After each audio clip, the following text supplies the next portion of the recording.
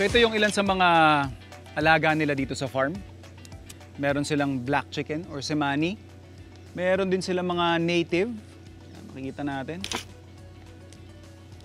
Now, I thought of doing a very simple. Simple kasi one-pan dish lang siya. Gagawa tayo ng chicken and tomato rice. So ito yung mga putahe na pangtamad lang. Yung kagaya ko na ayaw ko naghuhugas ng maraming hugasin. Lalong-lalo na kapag katapos nating magluto. So ito, ma-maximize natin yung ating pan. And of course, na-miss natin yung makapagluto tayo ng old-fashioned farm-to-table style. So meron tayong mga kahoy dito.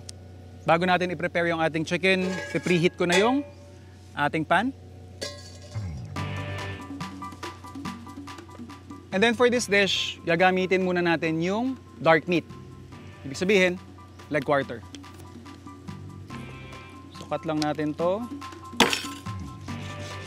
Portion.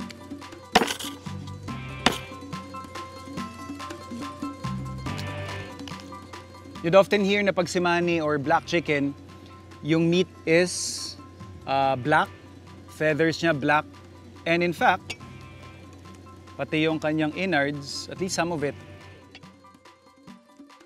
yan, black din.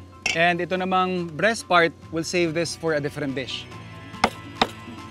Sear na natin yung ating chicken.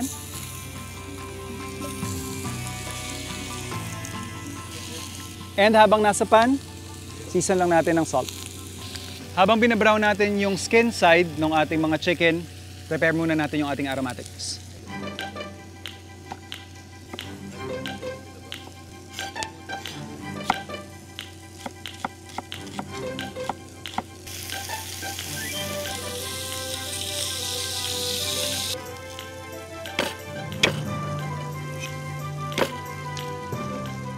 Maganda na yung browning doon sa ating mga chicken.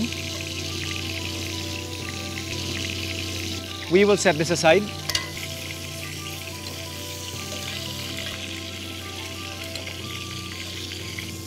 Then, gigisa na natin yung ating mga aromatics.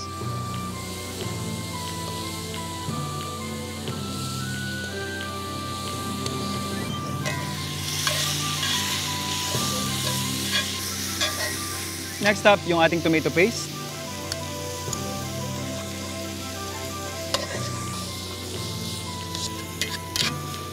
And then, yung ating rice.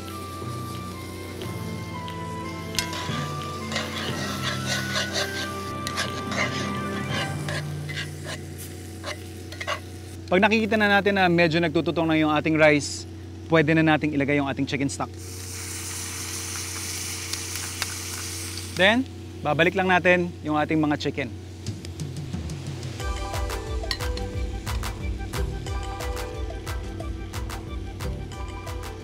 Since may kanin yung dish natin, of course you want it to soak up all the flavors and at the same time maluto ng tama. The only way to achieve that is to have foil or something to cover it with.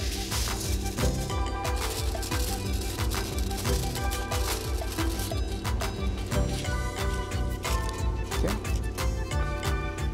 And of course, ito yung mga part na gusto natin mild lang. Sa lahat na nagsasaing, alam nyo to, dapat hindi masyadong malakas yung apoy. So yung coals o yung baga na nakikita natin dito, ilalagay natin sa isang area kung saan hindi super init or sobrang lakas nung maibibigay niyang apoy or init doon sa ating parang in a way sinasaing na kanin. So iin-inin lang natin yung ating kanin hanggang maluto kasama ng ating chicken. After that, pwede tayo mag-serve.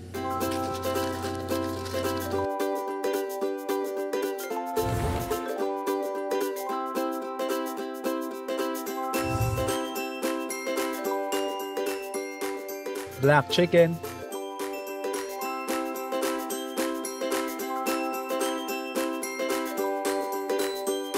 Hello mga food explorers! At ako si Prince Clemente at ngayong araw tuturuan ko kayo ng napakadaling recipe na perfect para sa mga after ng basketball o after ng workout.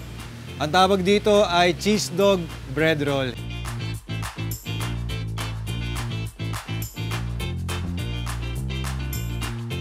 So So guys, ang first step natin, syempre, is yung ating cheese dog. So let's start. Lagay tayo ng konting tubig.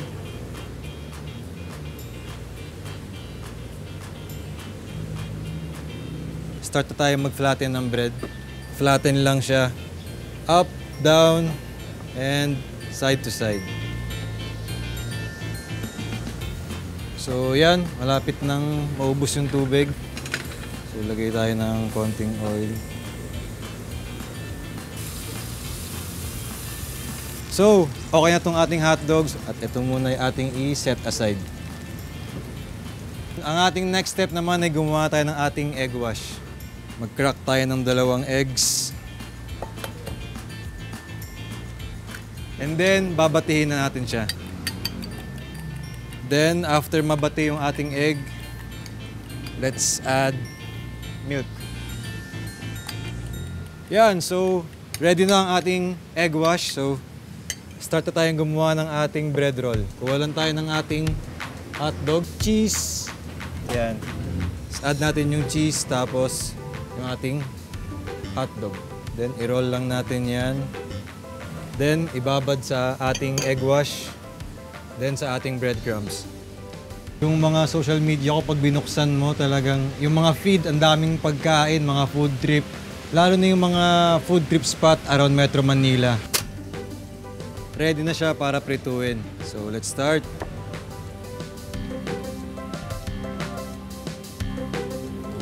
Yan, so habang nag-aantay tayo na matapos yung prituin, gawa na rin tayo ng kanilang sauce.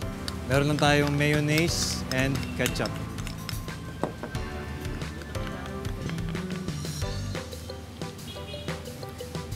So yan, mga konting minuto pa.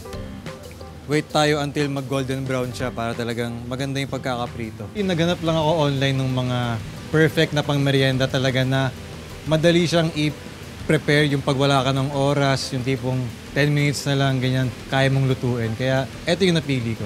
Yan, so talagang golden brown na siya, so ready na siya. Let's go! And ilagay sa strainer para medyo malesen yung ating oil. So, syempre dapat i-plating natin siya, di ba? Para maganda. So, yan. Dahil ready na siya, ready na rin akong tikman.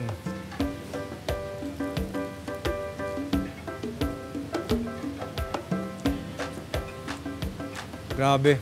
Napakasarap. Ito ata yung pinakamasarap na merienda na tikman ko. Syempre, love your own, di ba?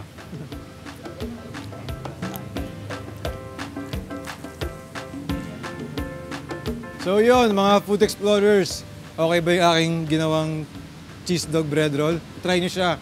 Perfect yan sa mga merienda and kahit sa mga kids, di ba yung mga bata, syempre talagang favorite ang hotdog.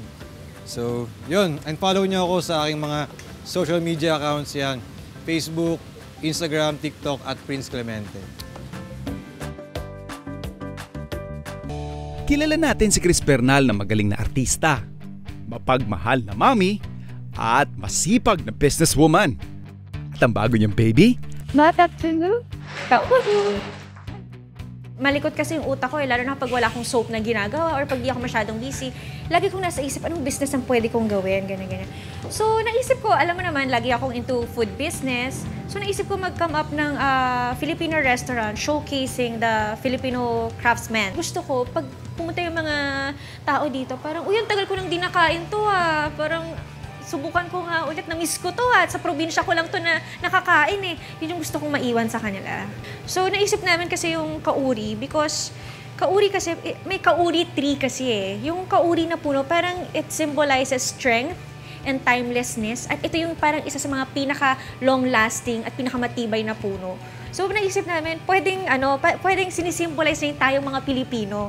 Na alam mo yun, matapang tayo, lumalaban tayo, ganyan. At saka, at the same time, kauri, parang belongingness. Kasama ka, alam mo yun, part ka ng community.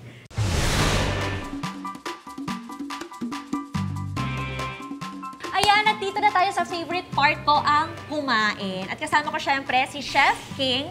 Alam nyo, ang kwento namin ni Chef King, na-meet ko siya sa isang private event na may food tasting. Tapos natikman ko tong laing pasta. Sabi ko, sinong gumawa nito? And then pinakilala sa akin si Chef King. And then doon ko siya discover. Tapos sabi ko, halika nga, gawa nga tayo ng restaurant na parang international cuisine with Filipino twist. So anyway, pag-usapan natin laing pasta. Excited na ako kasi favorite ko talaga to. Ito talagang nagpa-oo sa akin para gawin tong kauri. Laing, sinasama natin siya sa rice. Nilagyan namin ng twist. Sinama namin sa pasta, parang may pagka-Italian siya, pero andun pa rin yung Filipino, dating niya ng pagka-Pinoy.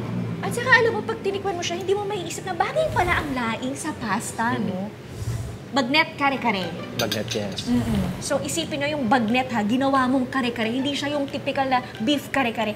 Ito kasi parang siyang normal na sinuserve sa atin pag may mga feast. So, why not ihalo natin lahat ng mga ingredients sa isang bowl, sa rice bowl. So, para ma-enjoy. So, habang tinitikman natin siya, para natin naalala yung family bonding natin. Totoo yan. Kasi pag sa mga handaan, lagi talagang may kare-kare, di ba? Tapos, usually, di ba, chef, ang kare-kare masabaw. Pero itong atin, hindi siya ganun kasabaw, no? Yung tamang sauce lang siya. Tamang sauce lang. At saka, proud ako dun sa ginagawa naming mga bagnet kasi very crispy yet ang tender niya. Yes.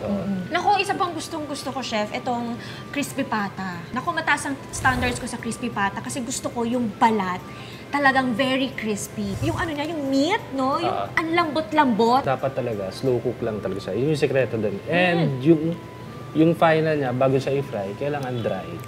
So, mawala yung moisture ng skin para mas malutong yung iyo. Sobrang crispy. So actually, ito namang baby squid, ang nagustuhan ko dito, sobrang lambot ng squid natin. Ito parang nagme-melt yung squid. So, sobrang lambot. Yeah. Parang appetizer siya. So, meron siyang bread. So, pwede mo siyang spread. Tapos, meron din siyang garlic confit. Ang lambot yung squid, chef.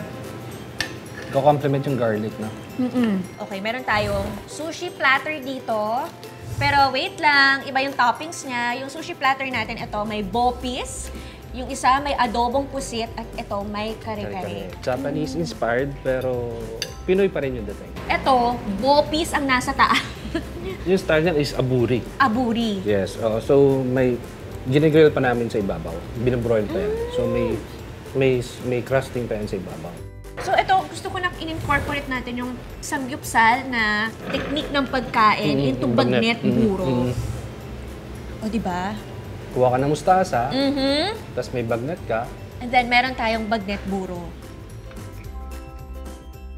Pero in fairness, kasi alam mo, minsan lang ako makakita sa menu na may buro talaga.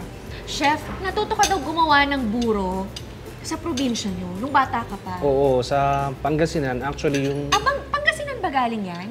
Central Luzon, meron din sa okay. Pampanga. Pero yung version namin kasi puro isda. So, puro tilapia, bangus, yun yung binuburo namin. Nagpaturo ko sa chewing ko. Mahilig kasi ako magluto talaga. So, nakita ko siya. Tinanong ko paano ginagawa. Ang sarap niya kasi kakaiba yung buro, yung lasa ng buro. Tapos healthy rin siya. Probiotics yan. Talaga? Oh, wow! Galing nun, ah.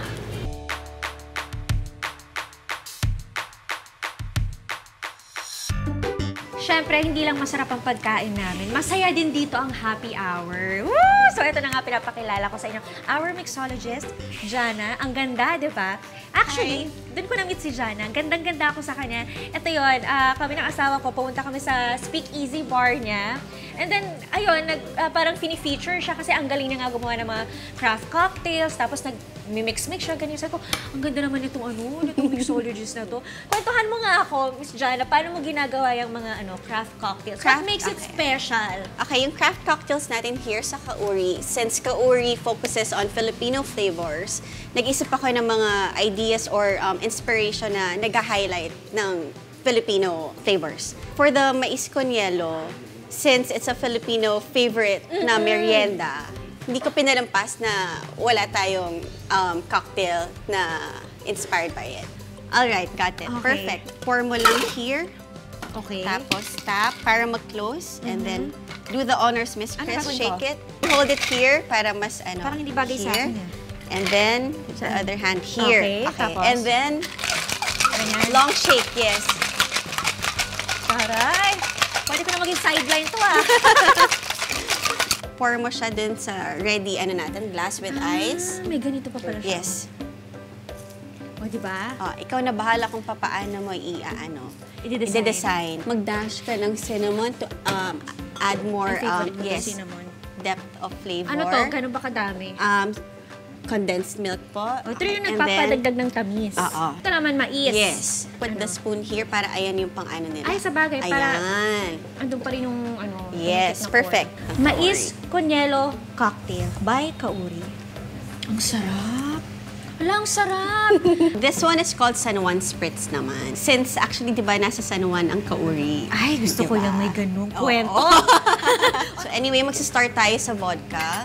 This one is the Achara syrup. Atsara. Sinong Homemade. gumawa niyan? Tayo din sa Kauri. From scratch Yes, from din? scratch. Atsara syrup. Paano naging syrup yung atsara? Halagyan na natin ng ice.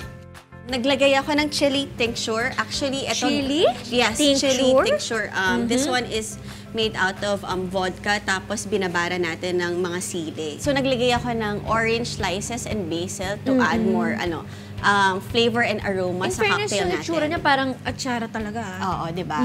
Yung cocktail na to, may experience siya. So, parang after mong kagatin ng bagnet, Okay. this one naman. Kasi bagay ang bagnet sa atsara, di ba? Let's try.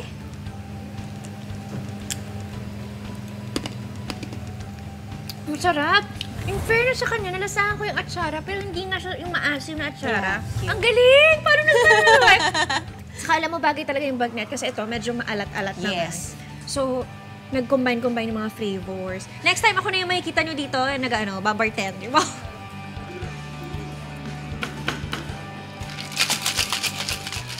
Of course, kung meron tayong craft cocktails, meron tayong craft beers. And this is headed by Miss Dea. Hello. Alam mo, very interesting. Alam mo kung paano ko nakilala si Miss Dea? So, nung baby shower ko, naghanap yung asawa ko ng drinks for adult. Kasi syempre, pag baby shower, puro mga, alam nyo na, mga juice, ganyan. So, sabi niya, paano naman kami mga adult, saka mga lalaki, anong mga drinks namin? So, naghanap ako ng mobile bar, ng craft beers. Ayan, nahanap ko si Jade's Temple. Actually, what's different about our craft beer is we are also promoting yung local ingredients. So, very Filipino siya. So, in line talaga siya with Kauri. So, nagmamatch yung flavors ni Jade's Temple sa mga food and cocktails ni Kauri talaga. Sometimes, yung ingredients ng Philippines is parang na-overlook ng other people. When I had this business, I wanted to promote also yung ingredients ng Philippines. So, ayan, very nostalgic yung mga flavors na to for me, but at the same time, it's also promoting our agriculture. Favorite ko tong mango lager kasi lasang-lasa mo rin yung tamis ng mangga na hindi na-overpower din naman yung beer. So, ito yung mango lager. Yung mga pagkain namin kasi, ginawa din siya para bagayan yung mga craft beers namin. So, maganda rin combination yung mango lager natin with tinapa pizza. Sarap. Ito talaga yung mga beers na kaya kong inumin. Refreshing. Ang sarap ng pizza natin. This one is IPA. So, yung IPA actually is parang, usually mga craft beers known for their IPA. Parang naging flagship na siya ng mga brewers eh. So, ito yung IPA natin. And usually mga savory food, yun yung bagay sa IPA natin. In fairness sa IPA natin, hindi siya yung ganun ka-strong yung Yes. taste. So, very drinkable yung sa atin. And then, we focused more on yung pagka-floral ng IPA kesa dun sa paet tsaka sa taas ng alcohol content. Baka naman pwede nyo pong bisitahin at experience ang Kauri Tap Room dito lang po sa Wilson Green Hills. Sana makapunta po kayo at nako, balitaan nyo ko kung ano ang tingin niyo dito sa mga hinanda namin dito sa Kauri Tap Room. I think one of the essentials of being able to put up siguro really savory at yung talagang swabing masarap na putahe is identifying the ingredients. Yung ginamit natin kanina, which is yung dark meat, yung leg quarter, matagal ang cooking time nun. And then itong breast part is mabilisan lang. Pwede to. Ito yung mga pang salad. And when you identify yun nga, yung cooking time, yung characteristics ng bawat ingredient, mas mapapalabas mo yung sarap niya talaga. So we'll be doing mint chicken. And you know na naalagaan ng maganda ang kanilang manok? Dahil, kanya naman yan. So we'll use that as our fat. So lagay na natin sa ating pan.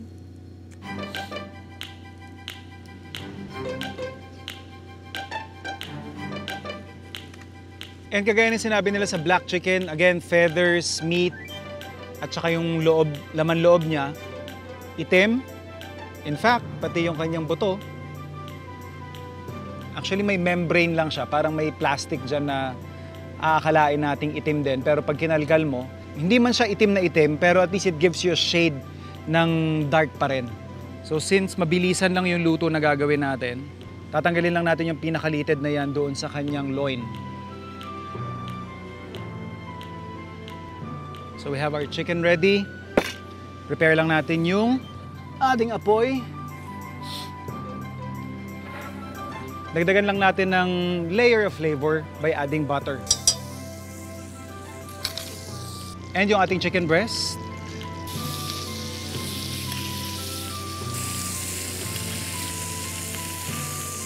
Season lang natin ito ng salt and pepper.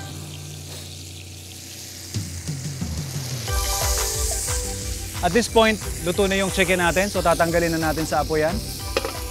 And then, prepare lang natin yung pinaka-dressing natin. For our dressing, we'll be using yung kanilang fresh mint dito na harvest natin. To give more diversity on flavor, tapos mas complex.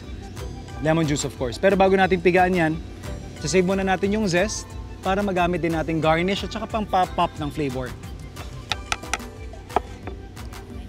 And to literally spice things up, dagdag tayo mga isang sili. Using yung pan na pinagsira natin ng ating chicken, let's put in our honey. Konting mint. Siyempre yung ating sili. And lemon juice.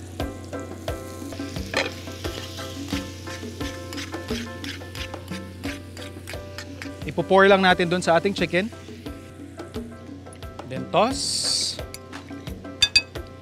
And of course, more mint. Then yung ating mga lettuce. After nyan, pwede na tayo mag-serve.